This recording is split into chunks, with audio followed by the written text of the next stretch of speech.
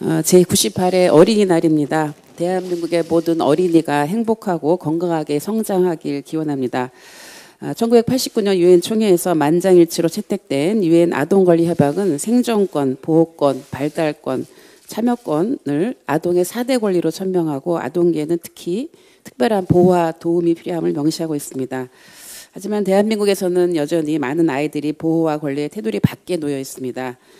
특히 이번에 다크웹 사건과 텔레그램 엠번방, 성착취 사건 등을 통해서 가시화되었듯이 아동 청소년에 대한 성착취 문제가 심각한 실정입니다.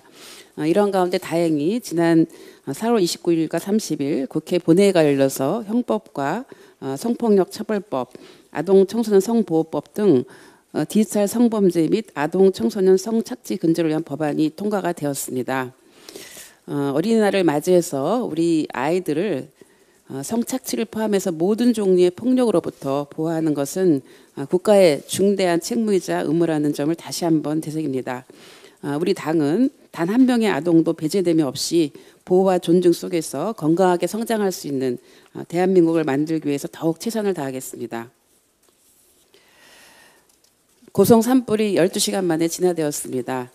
소방직 국가직화로 전국의 소방 동원력이 발동됐고 이로 인해 일사불란하게 움직일 수 있었습니다.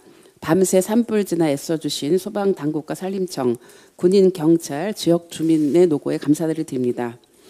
김정은 북한 국무위원장 사망설 등 건강 이상설을 제기한 미래통합당 태용호, 지성호 당선인을 보고 있자니 국회의원이 갖춰야 할 말의 무게가 얼마나 위중한지 경각심을 갖지 않을 수 없습니다.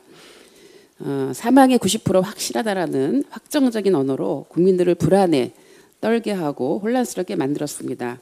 두 사람의 발언이 사실이 아니라는 게 밝혀진 이후에도 사과는커녕 김정은 위원장이 카트에 탄 점은 의문이라며 공세를 멈추지 않는 태도는 비겁해 보이기까지 합니다. 잘못된 정보나 악성 루머 등이 매우 빠르게 확산되면 잘못을 바로잡기가 어려워지는 현상을 인포데미라고 합니다. 일명 카더라 통신인데 이런 카더라 통신이 영향력 있는 사람들의 입을 통해서 지속적으로 나오게 되면 사람들은 혼란을 겪게 되고 자칫 경제 위기나 금융시장의 혼란을 초래할 수 있다는 점을 명심해야 합니다. 특히 남북관계, 한반도 평화와 관련되어서는 섣부른 짐작이나 떠돌아다니는 정보를 사실처럼 떠들어대는 일이 다시는 없어야 할 것입니다. 미래통합당 태용호, 지성호 두 당선인은 구태한 허언을 답습하다가는 대한민국 국민들에게 양치기 소년으로 끝내 신뢰를 잃어버리게 되는 수가 있음을 명심해야 할 것입니다. 이제는 발언에 무거운 책임을 져야 하는 정치인이 되었다는 것을 숙지하시길 충고합니다.